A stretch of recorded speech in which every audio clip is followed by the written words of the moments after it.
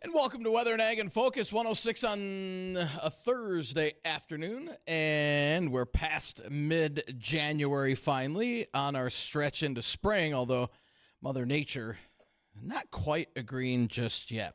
I'm Chief Meteorologist Dean Wysocki along with our Ag Director Bridgette Readel. I want to thank everybody for joining us this afternoon. This will probably be, well, today and early tomorrow, our last warm day, at least for the next 10. If not a little bit longer than that. So get ready as Arctic air, coldest air of the season, in fact, coldest air in 2 years that will be pushing down out of Canada. And this isn't only affecting our area. They're expecting snow all the way down into Louisiana, Mississippi, Alabama. So this is a far-reaching cold air mass going all the way down to the Gulf Coast and to the East Coast. So only place really that's going to escape this is the desert Southwest and parts of southern Florida. So, yeah, it's January, but it's been a couple of years since we've seen it this cold. So, although last year we were spoiled last year. We didn't have much of a winter at all. Well, and how and the length of time, does it matter that this is going to last a little bit longer than usual? I mean, as a kid growing up here, I remember the stretches of 10, 15 days where we didn't get above zero. So is this a surprise in any way? It shouldn't be. No. Okay. But, with global warming and chemtrail spraying and warming our atmosphere, that's why it's not happening as much, Bridgette. Sure. You keep telling yourself that. Okay. But the things that are happening, I mean, if you look at road conditions right now across the state of North Dakota, especially the north central and northeastern part of the state, we are heavily in ice. Maybe some of you followed the story that there's not that much snow out there, right? We've said that, not a huge amount of snow cover, but there was enough wind and it was warm enough on the pavements and there was enough drifting yesterday. There were well over 40 vehicles in the ditch south of Minot on Highway 83 last night between Minot and South Prairie. I mean, it was very treacherous. It looks like that stretch today is still under scattered ice. So yeah, not as bad as yesterday, thankfully. No. And will we see those conditions returning tomorrow? Because we're going to have such high winds? Well, that's a good question. And the short answer is, for some, yes. Now, there's a wild card that we have to overcome, and I'll have more on that in a bit. But we're looking at windy conditions developing as we head into tomorrow. Now, today's quiet, and we're not going to see a whole lot of wind. They'll be switching to the south, about 10 to 20. High's pretty close to 30 today.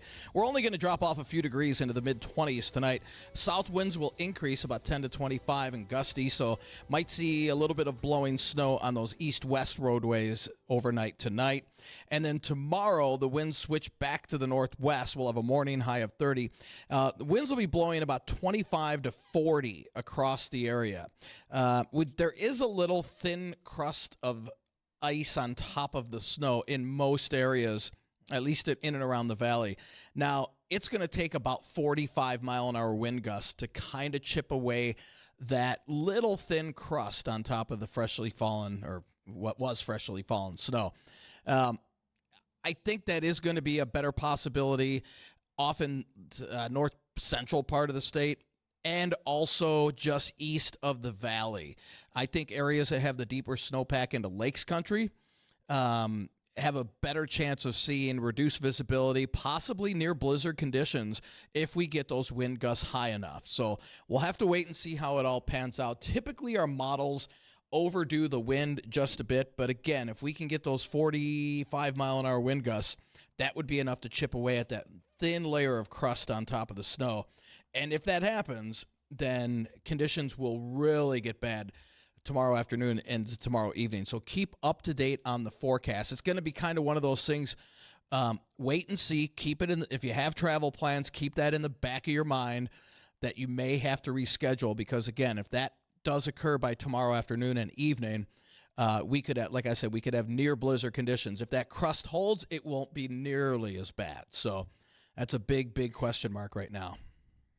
Well, there's a lot going on. I mean, I'm headed to Bismarck later today, right after the show, actually, because North Dakota Ag Coalition is going to have an event this evening. So many of us are going to be at that. Tomorrow morning, I head up to Harvey. And so I'll be kind of heading right into the thick of things. Wow. We'll see what that turns around and looks like by the time I get out of Harvey tomorrow. So Yeah. there's also this weekend with the super cold temperatures, Governor-elect Kelly, well, now he really is governor, not elect anymore. Governor Kelly Armstrong has his inaugural ball, and that will be Saturday night in Bismarck at the Bismarck Civic Center, Bismarck Oof. Event Center. They've renamed it. I guess I'm old enough to remember that it's still the Bismarck Civic. And that is a free to the public. They ask you to RSVP because there will be cash bars as well as hors d'oeuvres. There are 2 charities that are going to be the beneficiaries of donations at that event. One is the Great Plains Food Bank. The second, oh, by the way, they'll be taking canned goods and as well as cash for the food bank. And second of all, North Dakota FFA Foundation will also be taking cash donations. And it's looking like that'll be a great boost to the bottom line of 2 outstanding charities in this region. The food bank covers all over the state. It supports schools and other food pantries and so many people that just need their help, particularly in the economy that we've been having as of late. So big shout out to them. Very much appreciate that. Yeah. And go ahead. Go ahead, Dean. Go ahead. Okay. Because I was going to say, and with all the weather we've been talking about and road conditions, let's not forget that this weather update is indeed sponsored by Ryan Bonesack with Equitable Agri-Finance. He is helping farmers and ranchers restructure their balance sheets and providing working capital. He's here to work with you, so give Ryan a call at 701-261-6529. I've worked with Ryan. He is a true professional. Yeah, and with I wanted to hit on with the cold weather coming in this weekend, there will be advisories, cold weather advisories and cold weather warnings issued. Now, that's just replacing what used to be wind chill advisory, wind chill warnings. So, again, if you're traveling, winds or wind chills are expected to be between about 30 and 40 below over the weekend. So make sure, please, if you are traveling, make sure you have a winter weather survival kit in your car, extra layer of clothing, gloves, hats, a whole thing. I know it sounds redundant, but maybe somebody that's new to the area, just moved here. This is life-threatening cold. If something happens, you get stalled out in this. So please. Right. Yeah. And especially I had somebody that was going to travel down to the Twin Cities tomorrow and in the afternoon. I said, that probably is not a good idea because as you go through Lakes Country, it could really get bad tomorrow afternoon as those winds really ramp up. So if you have to travel tomorrow, again, make sure everybody knows where you're going. You have a winter weather survival kit, all that good stuff. I like to look on the positive side of things. It's lucky we don't have a thicker snowpack.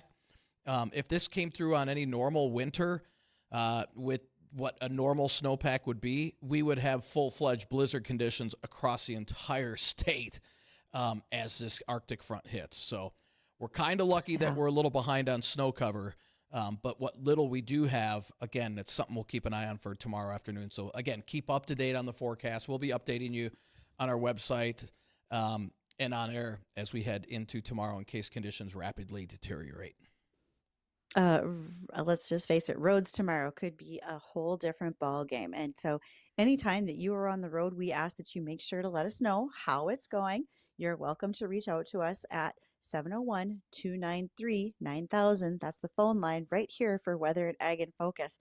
And of course, you can always send us questions, either weather or ag at flagfamily.com.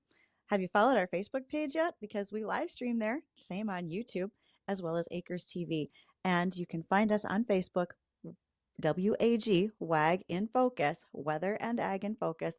We're happy to have you join us. We're trying to post things on a very regular basis there. In fact, one of the things I tend to do on Sundays now is ag-related books. Some of them are authors we've had on air. Others are ones that I think you might find an interest in. And if there's something that you want to read that has an ag relationship to it, I'd be happy to share those books as well.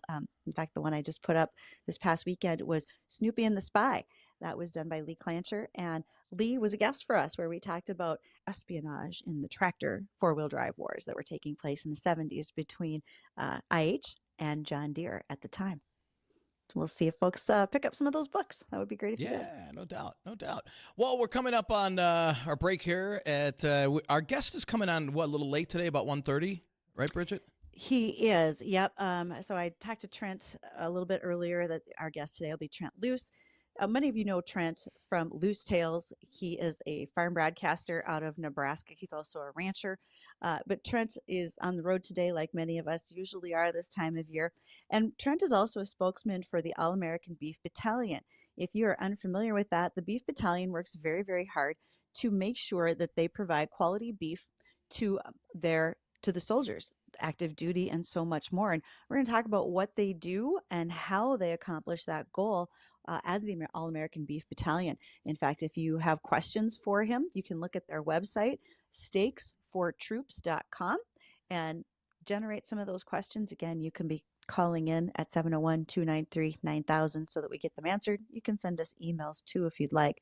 Happy to share those whenever we can. So we will catch up with the American Ag Network. We've got markets. Some of you are seeing a little bit of a rally the last couple of days in corn. Is it sticking? We'll see. But first, Jesse Allen wants to talk about livestock trades, and we will do that and return right after this.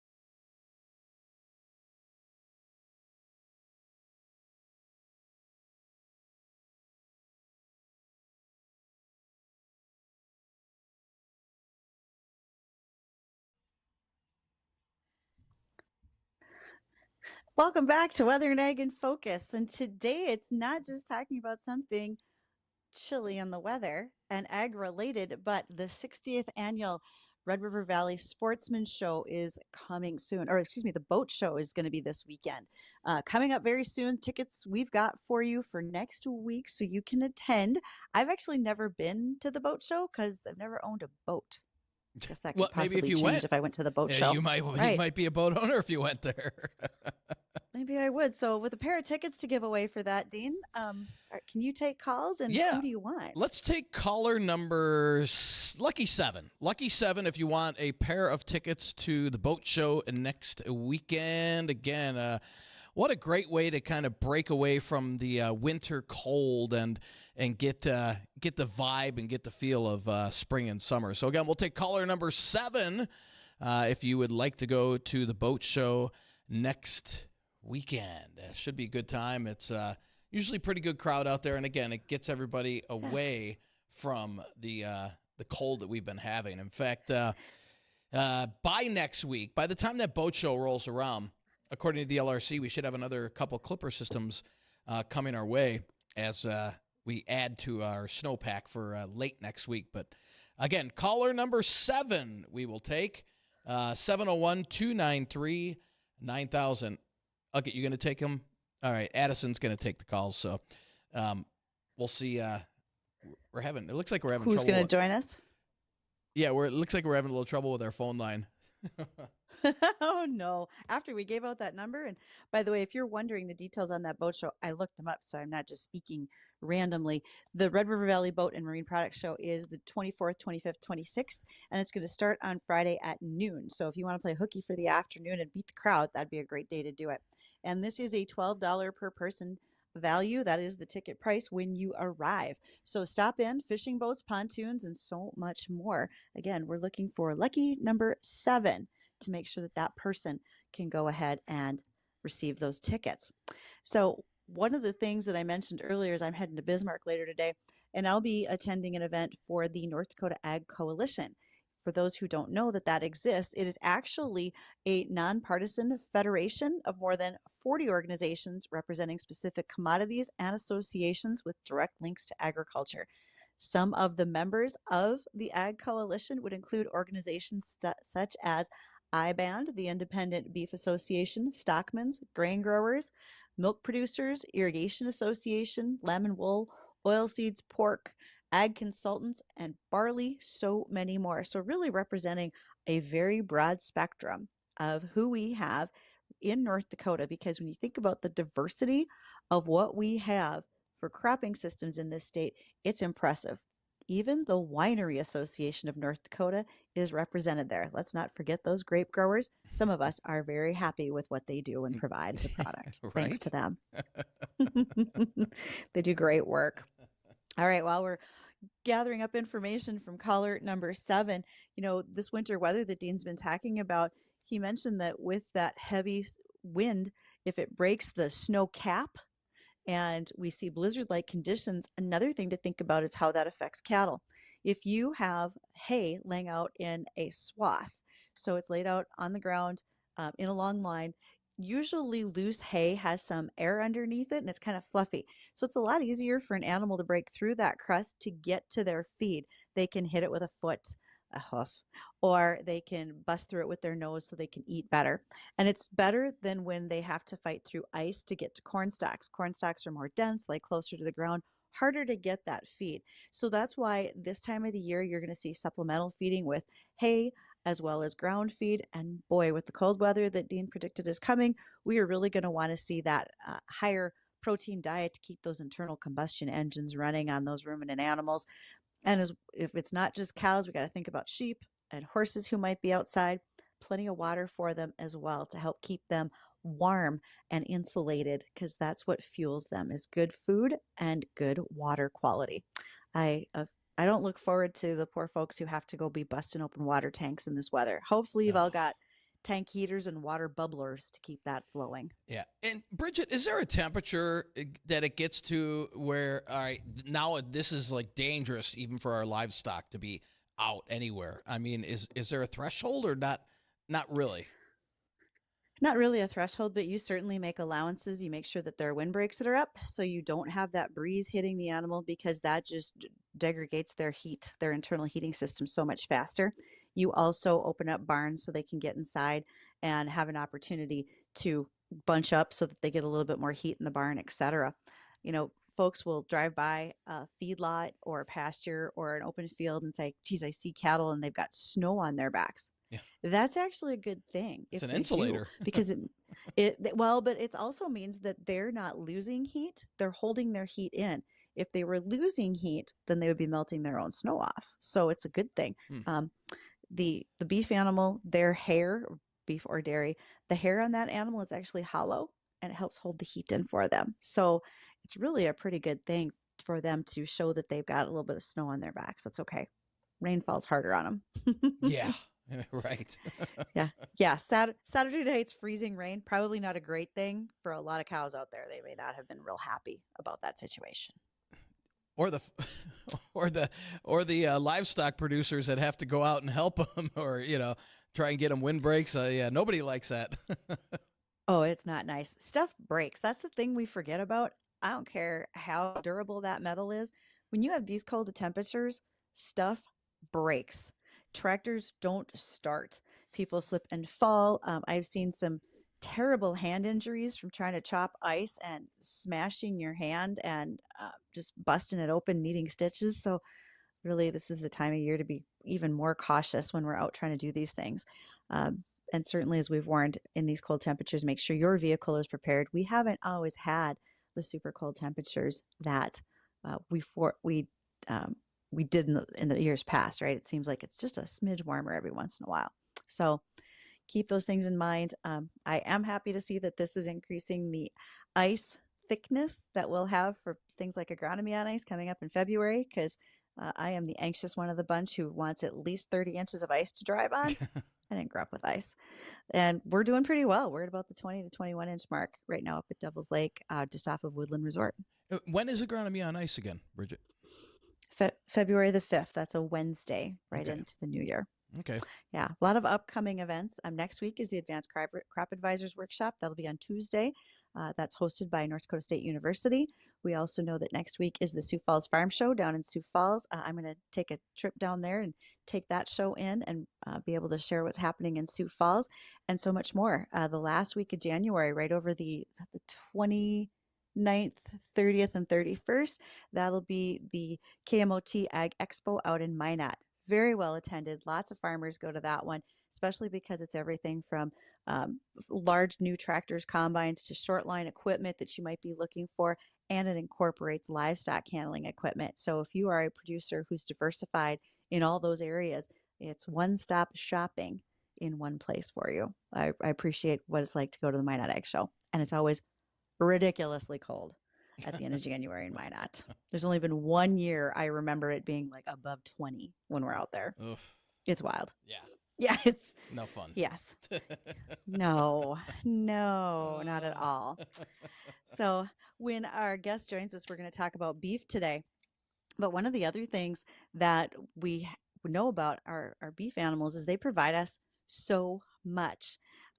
We'll just get started with this topic just a little bit. And one of the things that folks probably didn't realize is that when you are using that beef animal after butchering, you're using at least 60% of the carcass for food, and the 40% after that is used for a variety of things, everything from leather to making gelatin from the bones and so much more. And I can give some details on that if our guest Trent Loos is a little bit behind today. But do we have a winner on our boat show tickets, by the way, guys? Who is our winner, Maybe we Addison, have for their our boat show? information. Mark M. Okay, Mark. Nice. Congratulations, Mark. And yeah, just swing by the studio between now and next Friday to be able to pick those up during our regular business hours. So congratulations, Mark. And it looks like our guest is coming available. So why don't we take our quick bottom of the hour break? When we come back, we'll join Trent and we'll be talking about beef and a lot of other things. If you have any questions for us or for our guest, don't forget, give us a call, 701-293-9000. Don't go anywhere. We'll be right back.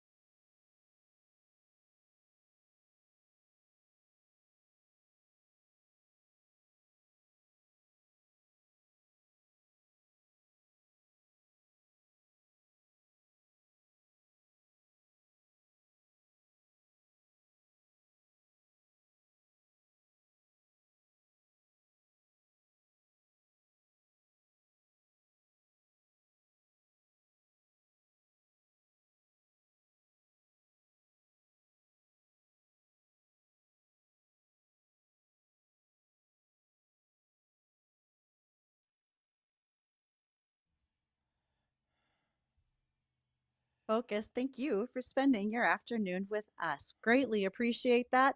And don't forget to send in all of your questions. You can reach us by calling 701-293-9000, as well as emails agorweather@flagfamily.com.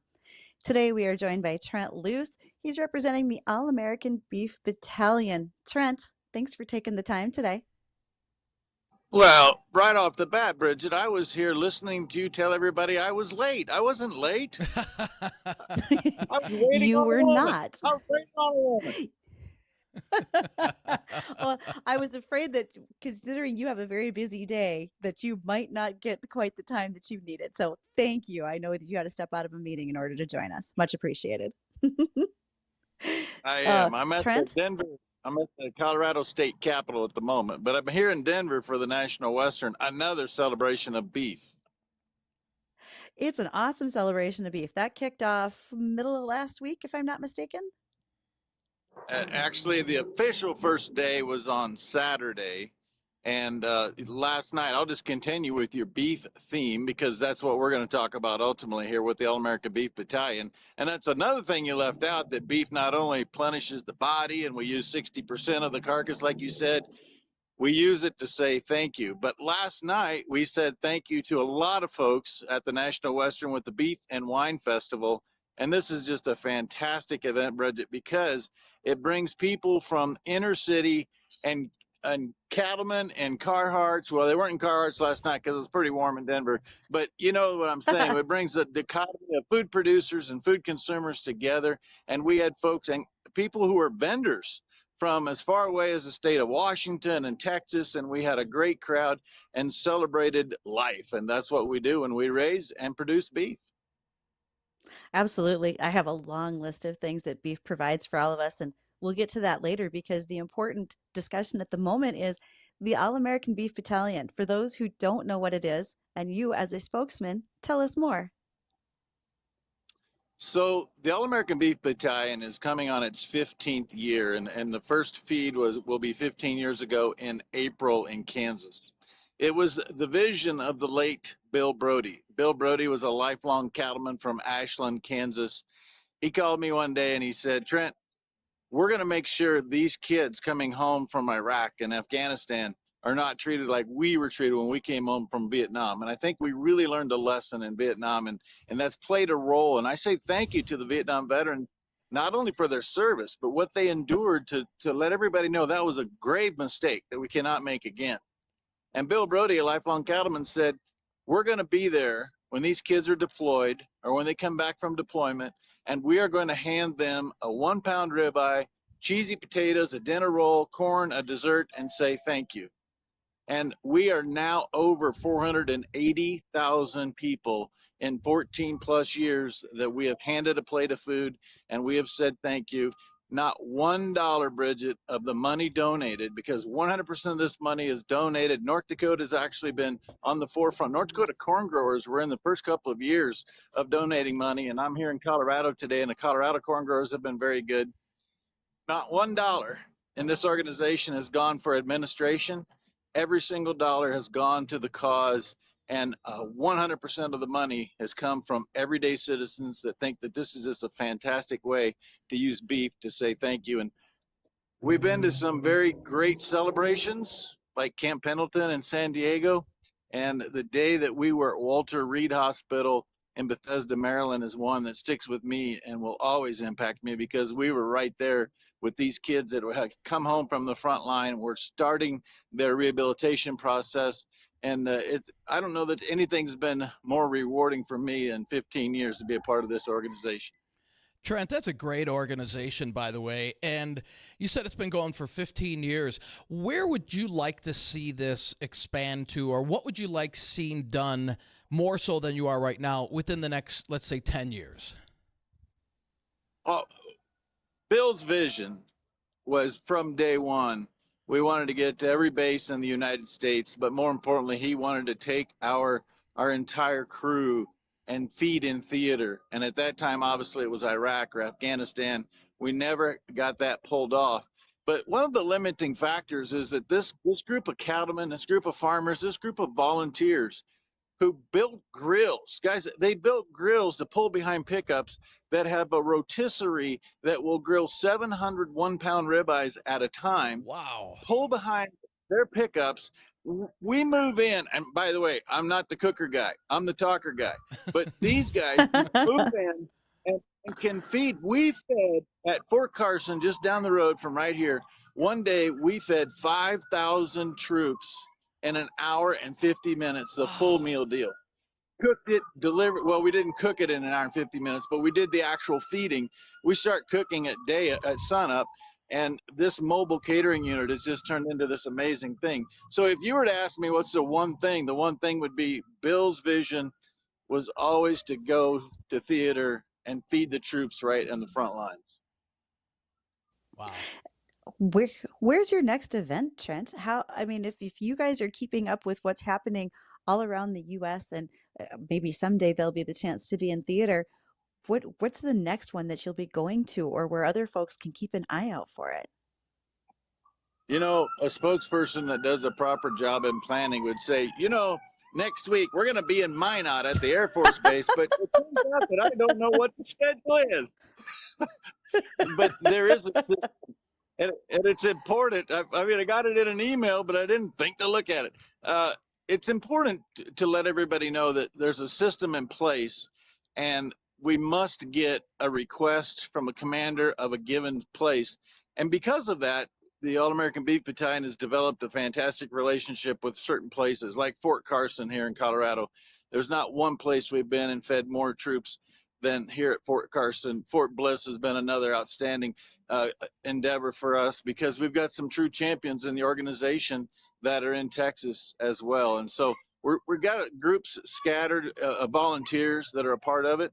And when the request comes in, the money's available, we pick out the right time. And usually there's a day, they typically call it the R&R day. There's a day when just before they begin their deployment that the family comes together and they play games and they do all of these kind of things, which I find kind of interesting actually, because if you have ever been to this, what they call R&R Day, and you go and watch these warriors, the best warriors in the world, get ready to go fight in Iraq, you know what they do? They try to kill each other in football with no gear on. That's the kind of warriors these guys are. And I always found it interesting on the rest and relaxation day, they go out there and crack heads and try to get it done.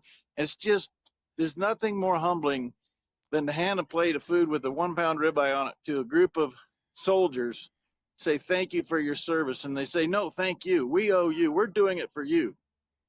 I know, but I have to tell you, the one conversation that I had that made the greatest impact on me was when we were in Arlington, Texas, and we were feeding a group of 300 wounded warriors. Not one of these kids had 2 arms and 2 legs.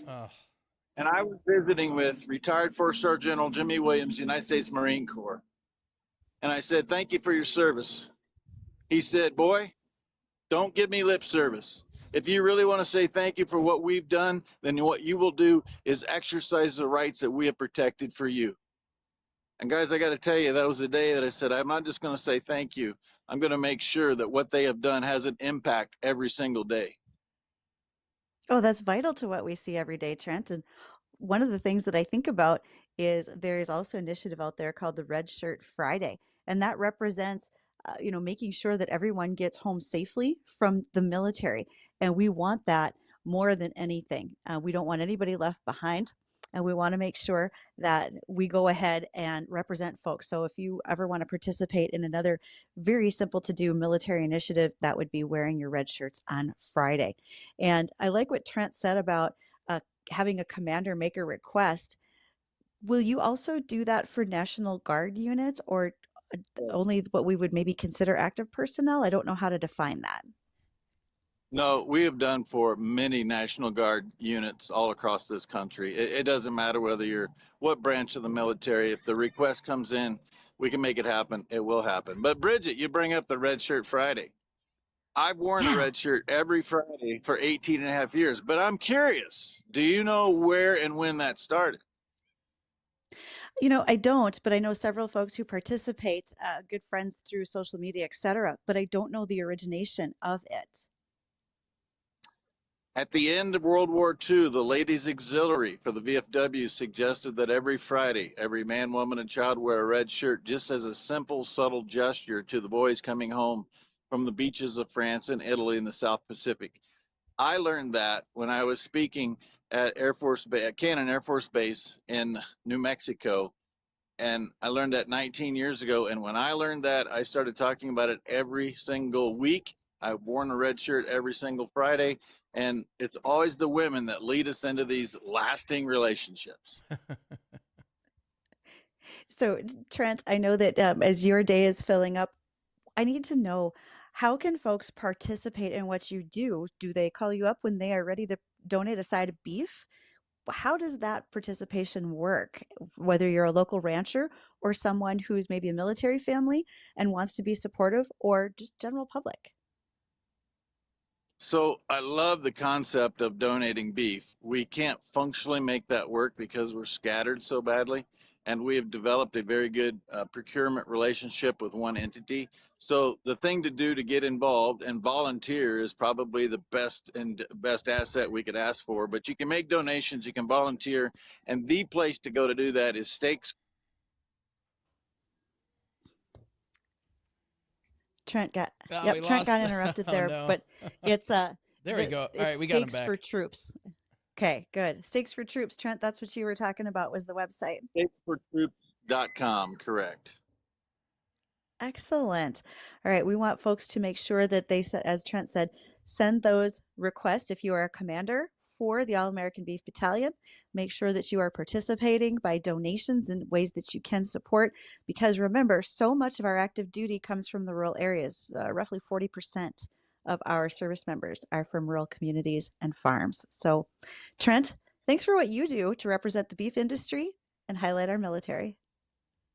My pleasure. Thanks for bringing up the beef and the beef battalion, guys. Thank you, Trent.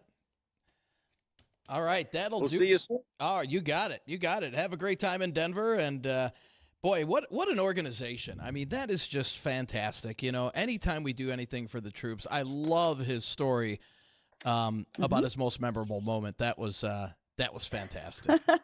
That was great. I think for those who know Trent throughout the broadcasting world, many things that he touches on, he has a lot of tremendous stories, much like that. And I appreciate that he shares them so generously with others. I also think that, again, the opportunity to put beef in front of folks, especially if you're coming back from active duty, and if your body is in the need of healing because of things that have happened over there, physical injuries and others, beef is great for your body and your mind. And so I'm very happy to see folks participating in a program like the All American Beef Battalion. And now we have to remember to wear our red shirts on Friday, Dean. Right. I know. That's a great idea. I love it. I love it. Yeah.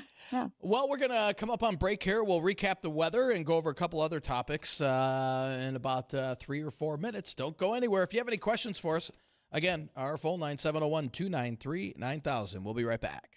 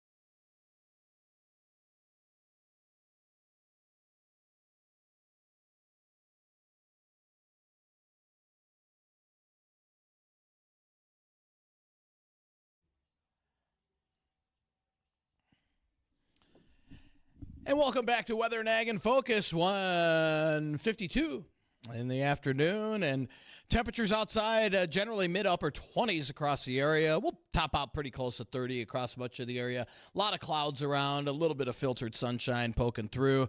And winds will start to increase a little bit as we head into the evening hours, turning to the south 10 to 20. And then those southerly winds will increase overnight. Might have a little blowing snow overnight, especially on those east-west roadways with the south wind. But those southerly winds will also help keep our temperatures pretty much steady overnight tonight in the mid-20s, and then actually rise just a few degrees as we head towards sunrise. And our high tomorrow will be in the morning. We have an Arctic front that will hit late morning to around lunchtime. That will switch our winds to the northwest at 25 to 40. And we'll likely see at least a few snow showers as that Arctic air arrives. Not looking at a lot, less than a half inch. But as those snow showers fall accompanied with the wind, we could have some pockets of reduced visibility. Now, when the winds start to really ramp up in the afternoon up to 40, we're going to have to keep a very close eye, especially east of the valley where there's a little more snowpack, of a more widespread blowing snow event. That could lead to really reduced visibilities and very, very slippery travel. If we can break, there's a little layer of ice on top of the snow. It's kind of a little crust. If we can break that away, and typically that will take 45-mile-an-hour winds or higher, then we could have near blizzard conditions, especially in the open area. If that thin crust holds on the snow, visibilities will be much, much better. So it's going to it's going to be a wait and see event on how strong the winds end up. A 5-8 mile an hour wind difference doesn't sound like a lot, but it is. And I think, again, the greatest threat, if you're traveling east on 94, it looks like that's where the best chance of any blizzard conditions will be tomorrow afternoon into tomorrow evening. Now, the winds do relax after falling temperatures all day long. The winds relax a little bit, but it's still breezy over the weekend out of the northwest, about 10 to 20, both Saturday and Sunday, and highs between 0 and 10 below, with Sunday being the coldest day, and then morning lows about 20 below. Those mornings, Sunday and Monday morning, we'll have wind chills about 40 below throughout much of the area, and Saturday morning, we're looking at probably wind chills about 25 below or a little colder than that. So a bitterly cold weekend, the coldest weather we've seen in 2 years, which isn't, last winter was pretty much a cakewalk, so that doesn't really count. But yeah, definitely some dangerously cold weather. We will have advisories and warnings that will be put into place for the cold weather. Now we'll see what happens with the wind in terms of, do we have any advisories put in together, put out for blizzard conditions?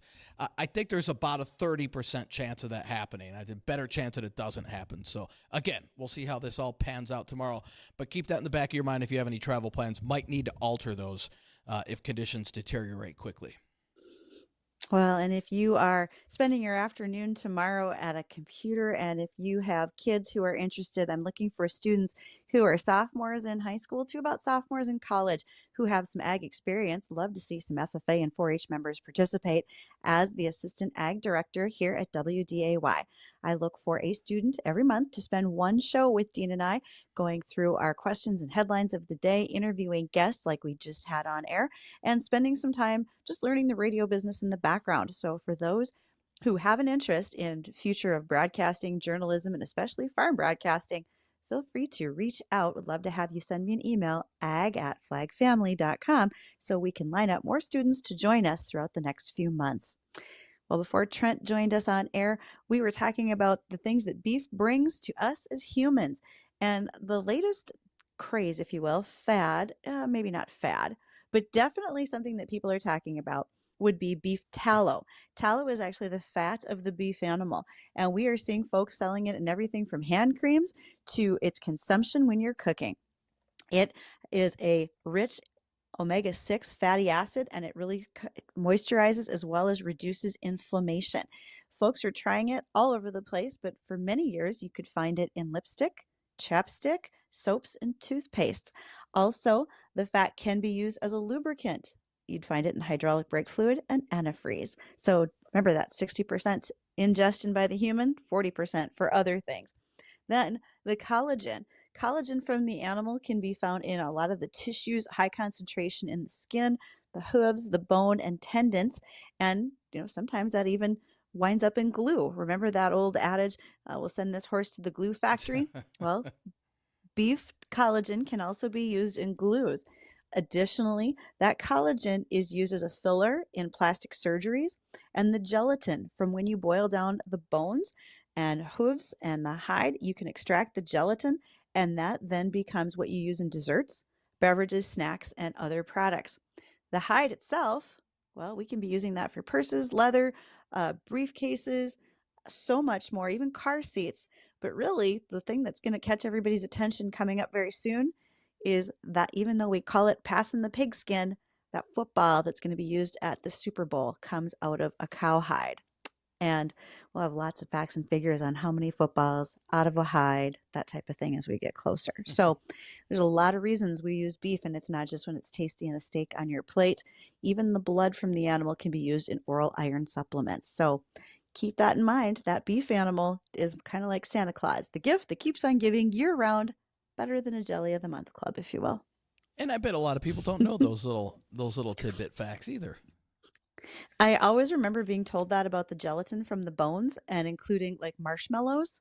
That's where marshmallow gelatin comes from, is from boiling down that collagen out of the beef animal. And folks would be surprised to hear that when you think about a marshmallow. You don't think about a T-bone at the same time. That's for sure. There's a reason you could. Absolutely. All right. Excellent day today. Glad Trent was able to join us. No doubt about it. So for Bridgette, myself, I want to thank everybody. Stay tuned to the Jay Thomas Show. That's coming up next. Have a great day.